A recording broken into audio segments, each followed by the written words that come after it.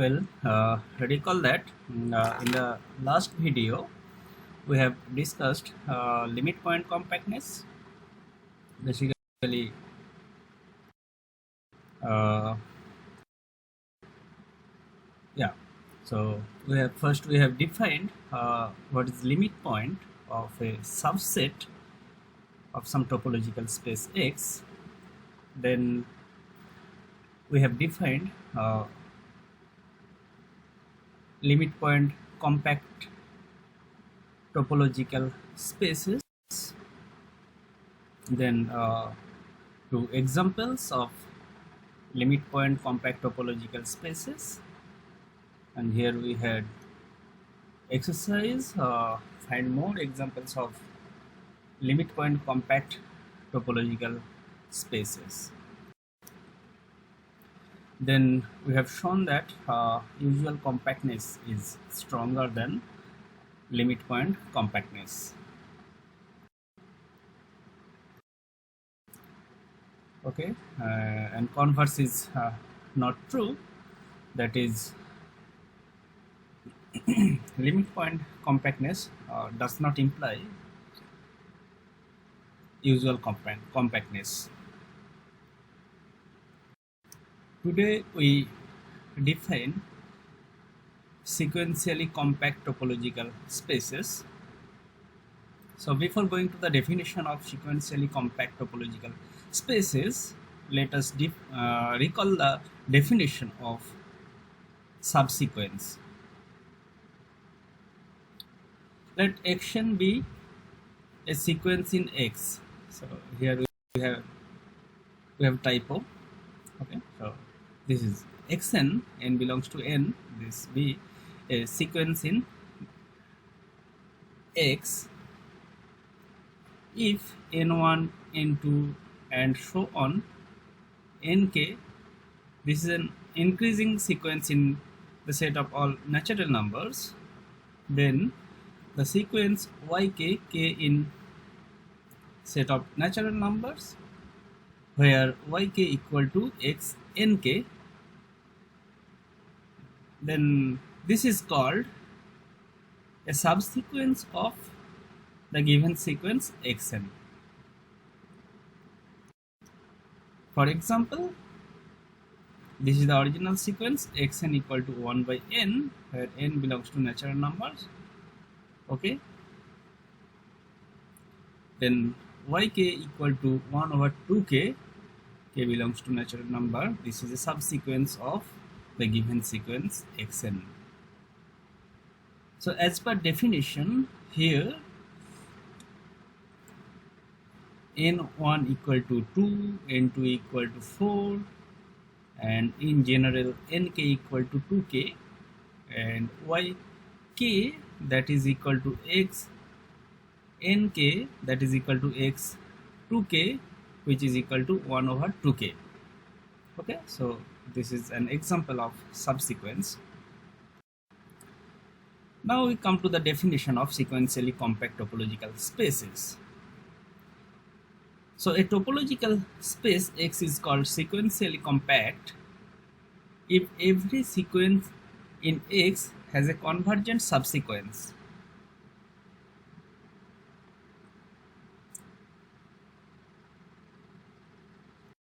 Now we study some properties of sequentially compact topological spaces. Okay, so this is Lebesgue number lemma. So previously we have proved Lebesgue number lemma for compact topological spaces which are metrizable. The statement is if x comma d is a compact metric space and script A is some open cover of the matrix space x comma d, then there exists some positive real number delta such that if U is any subset of the metric space X with diameter U less than delta, then U contained in some single element in the open cover. So that is U subset of A, where for some A belongs to script A, where script A is open cover. And this is the Lebesgue number lemma for compact, usual compact metric spaces. Now here we show that if a metric space is sequentially compact,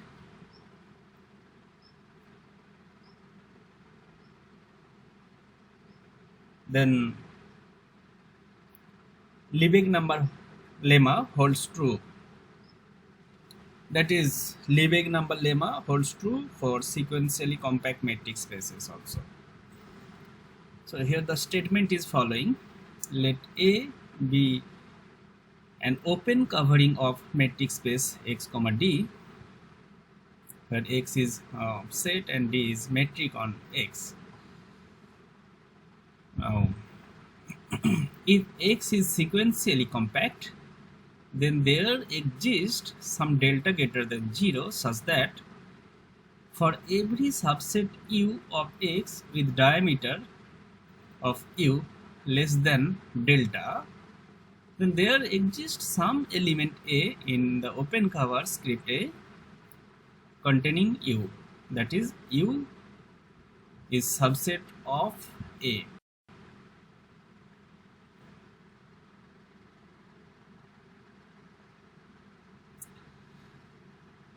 And note that this delta is called Lebesgue number for the open cover script A. And this delta of course depends only on this open cover. We prove this lemma, and note that the proof is by contradiction. So that is, we assume that there is no delta greater than 0 satisfying the lemma. Then for every delta equal to 1 by n, there exists some subset of x with diameter less than 1 over n such that U does not contain in a single element in the open cover. That is, for each n natural number, there exists some subset un of x with diameter un less than 1 over n such that un does not contain in A for all A belongs to the open cover.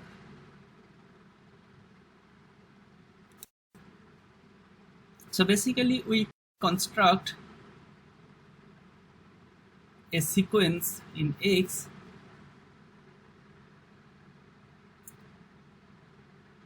which does not have any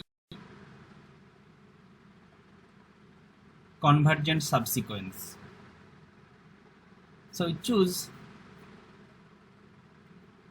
xn belongs to un for every n in natural number. Then here xn is the sequence. This is the sequence. Now we show that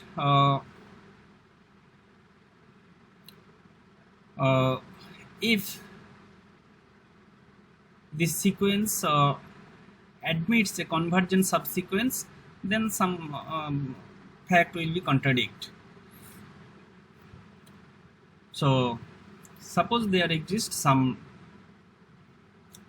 convergent subsequence as X is sequentially compact, so this admits a convergent subsequence. Let X and K, this is convergent subsequence, and its limit is A, that is limit K tends to infinity, X n K equal to A, which is in the metric space X.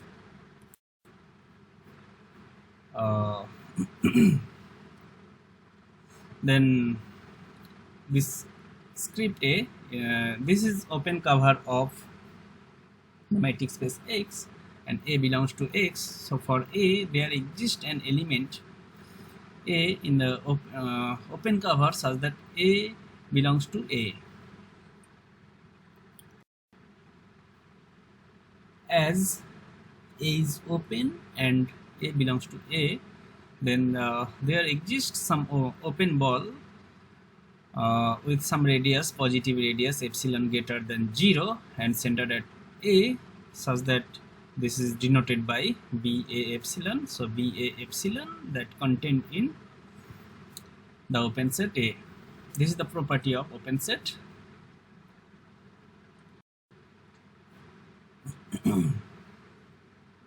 Now choose some large k such that 1 by nk is less than epsilon over 2. Then UNK contained in the ball with centered at XNK with and radius epsilon over 2. If k is sufficiently large so that the distance from A to XNK is less than epsilon over 2, then UNK is contained in the ball with centered at A and radius epsilon, which is contained in A. So this is this condition comes from the fourth item. Okay, so B A epsilon, this is contained in A, and by this property UNK contained in BA epsilon. So what we have is UNK contained in A, and that is contradiction, because in the previous slide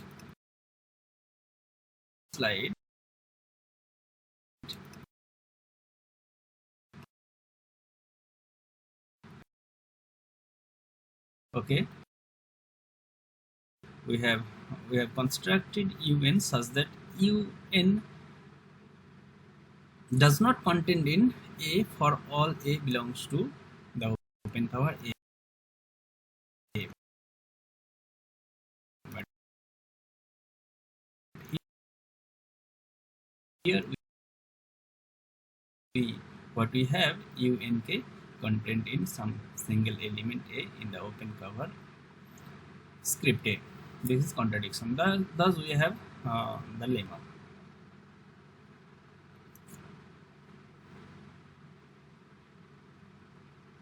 So here we have the second property of limit point so of sequentially compactness.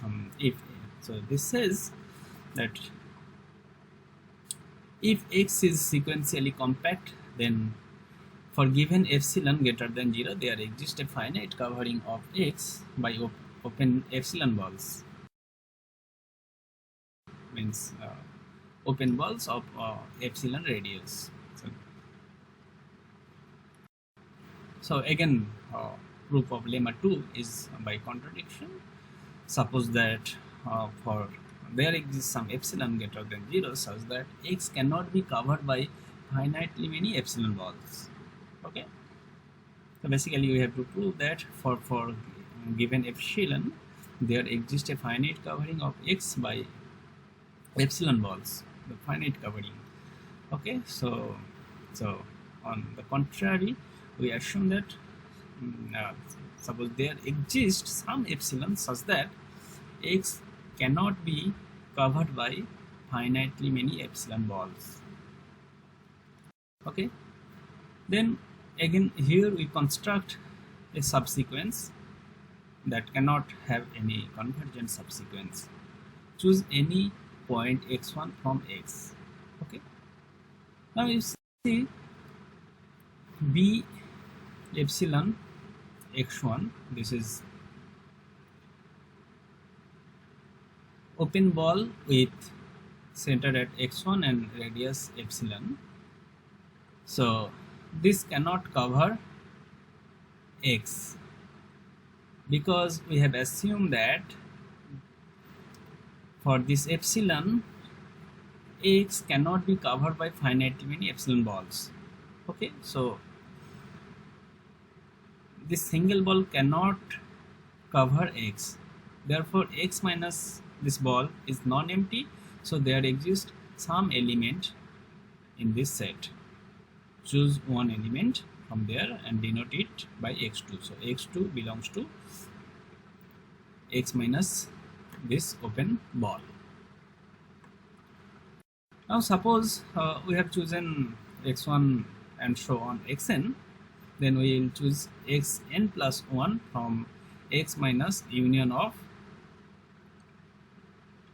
this n balls b xi epsilon, and of course this set is non-empty because n many epsilon radius ball cannot cover x, therefore x minus this union is non-empty, so there exists some element. We choose one element from this set and denote it by xn plus 1. Okay, so thus we have constructed the sequence xn n belongs to set of natural numbers.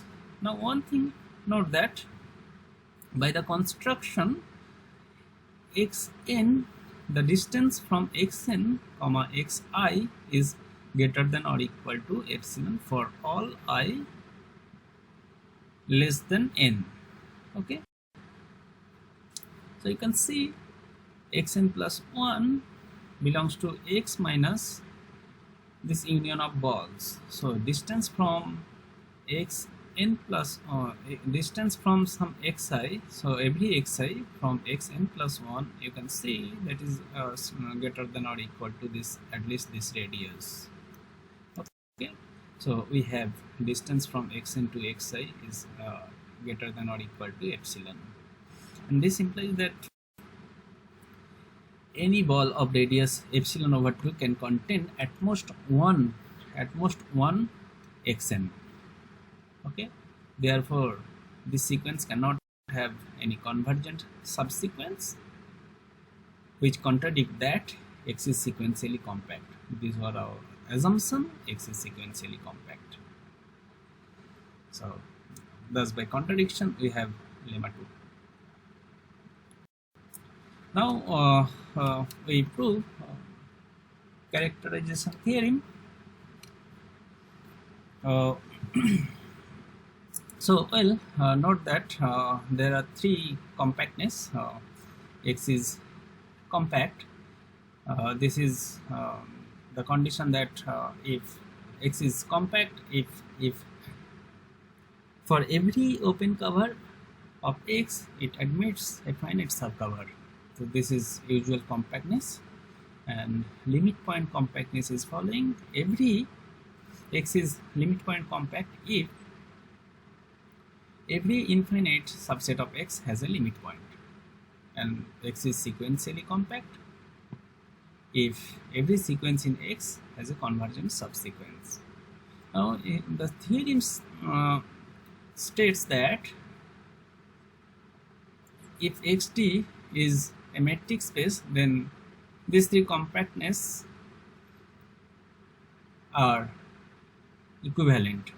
Okay, suppose x comma d is metric space, then the following are equivalent. What are the following? X is compact, x is limit point compact, x is sequentially compact. That means x is compact if and only if x is limit point compact, if and only if x is sequentially compact, if and only if x is compact. So basically we prove 1 implies 2, 2 implies 3, and 3 implies 1. So let us come to the proof. 1 implies 2 means x is compact, implies x is limit point compact. So already we have proved this part. The in theorem 1, what is theorem 1?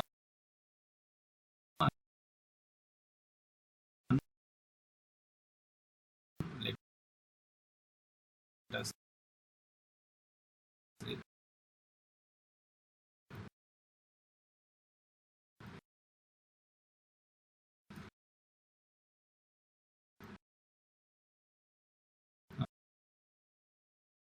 uh,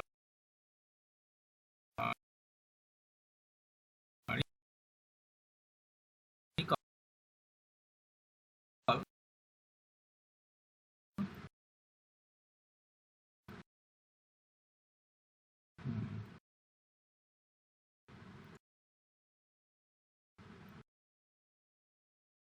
in the previous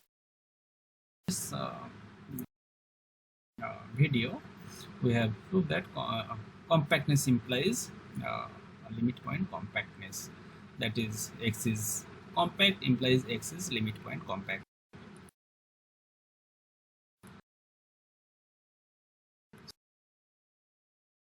So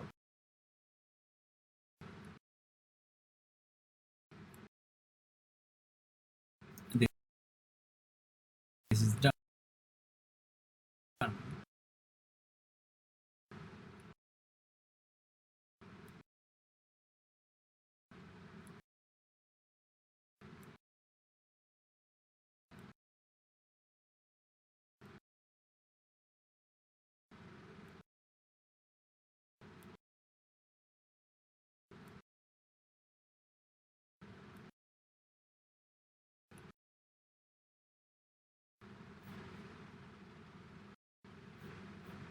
Okay, so x is compact implies x is limit point compact. This is already done.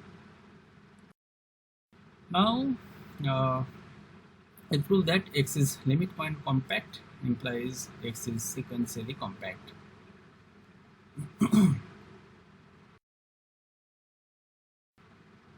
So our assumption is x is limit point compact to show that x is sequentially compact. So given sequence x and n belongs to n in the metric space X, now to show that this sequence admits a convergent subsequence. Okay, we define A equal to the set of all points in the sequence x and n belongs to n. This is subset of x. Now we have two cases. Case in the first case, if A is finite, so case 1 A is finite, and case 2 A is infinite. If A is finite, then there exists some x such that xn equal to x for infinitely many n. Then we have some constant subsequence of the sequence xn, and therefore constant sequence is always convergent, and therefore we conclude that the sequence has a convergent subsequence. In the second case, suppose A is infinite. Okay, then A has a limit point. Why A has limit point? Because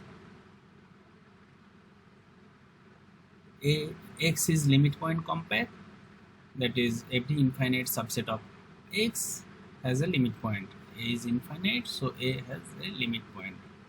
Say x is a limit point, so A has at least one limit point. Suppose x is one of them. Now we construct a subsequence that is convergent and converges to x.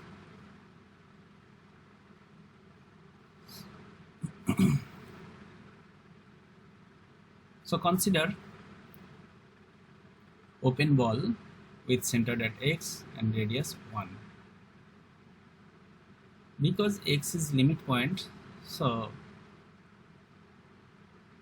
b1 of x intersection with a is basically infinite set, because this is in matrix space. Okay, choose one point x n1 from b1 of x, because b1 of x contains infinitely many elements of the sequence xn. So choose one of them, xn1, and suppose x nk minus 1 is chosen. Now we choose xnk.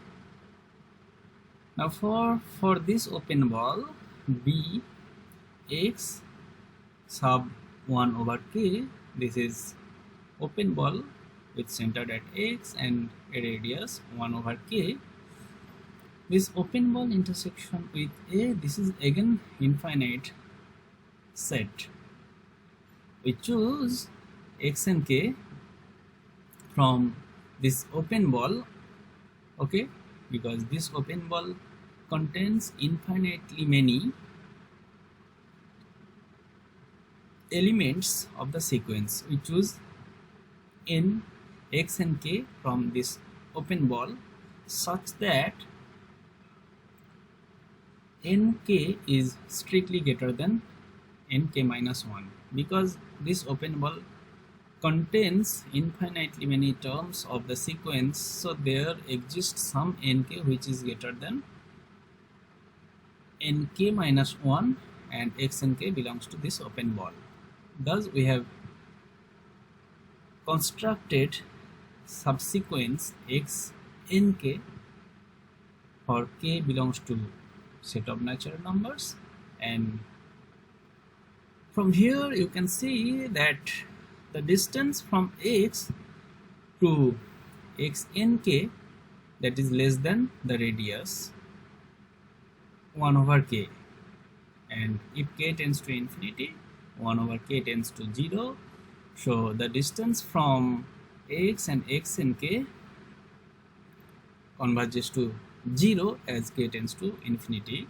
Therefore we have limit k tends to infinity, x and k equal to x. Therefore this x and k is convergent subsequence of the given sequence. Okay.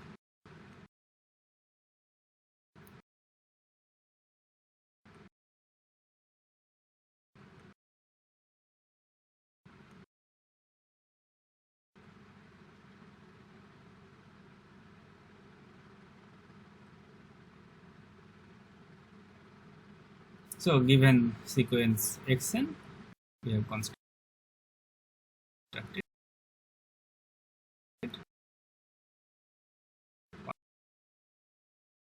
convergent subsequence in both cases when a is finite and when a is infinite. So when a is finite, we have constant subsequence, and when a is infinite, we have some limit point x, limit point of a, then we can construct a subsequence of the given sequence xn that converges to x.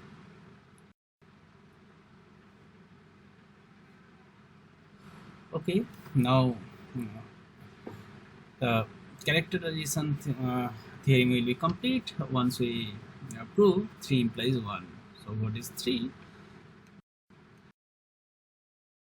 So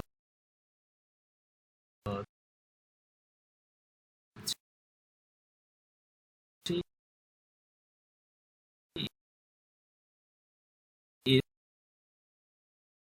is x is sequentially compact.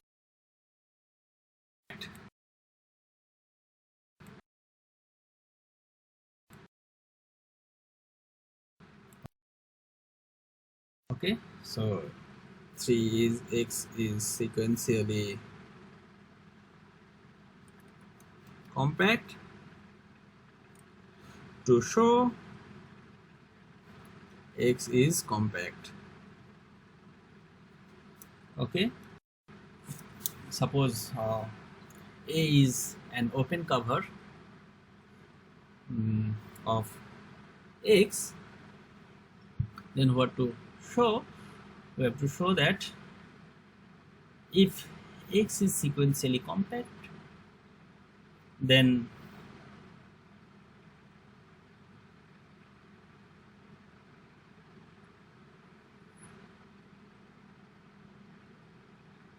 A has a finite subcover. So in lemma 1 we have shown that if X is sequentially compact, then for the open covering A we have a Lebesgue number. Let's say it is delta greater than 0, and we define epsilon equal to delta over 3. Then by lemma 2 we have some finite open cover of X by open epsilon balls, and suppose it is Bi where I equal to 1 and so on K. So by lemma 2 we have some K many epsilon balls that covers X.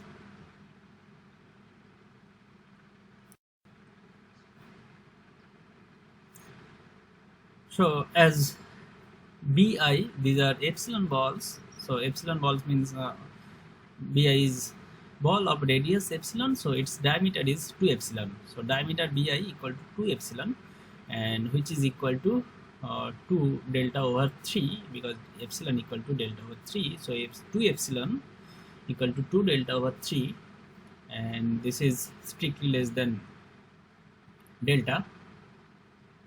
So by Lebesgue number lemma for sequentially compact metric space, so by property of Lebesgue number, what we have, Bi contained in some Ai, for some Ai in the open cover script A. Therefore, as this is open cover, so this is open cover of X, and Ai is superset of Bi, therefore the finite set Ai, I equal to 1 and so on K, okay, which is subset of, this is subcollection of A, finite subcollection, and this is open cover of metric space X. Therefore this is a finite subcover. So what we have proved, so given any open cover of X script A, we have a finite subcover, therefore X is compact. So thus proof is complete. Okay, that's it.